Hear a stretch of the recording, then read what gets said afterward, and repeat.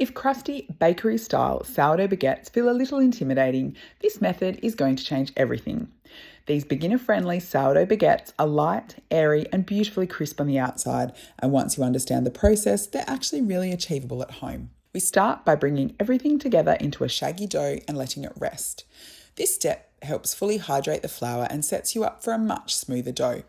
After that, the dough is gently strengthened with a few rounds of stretch and folds and then left to bulk ferment. Once your dough is ready, divide it into portions. I like around 175 to 200 grams for manageable baguettes.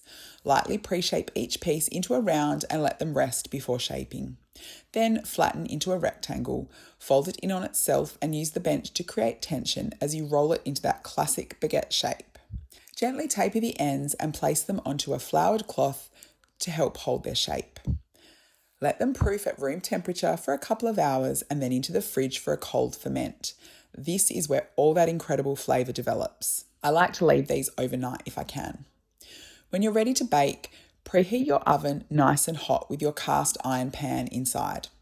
Score your baguettes with quick, confident slashes. Vertical is best.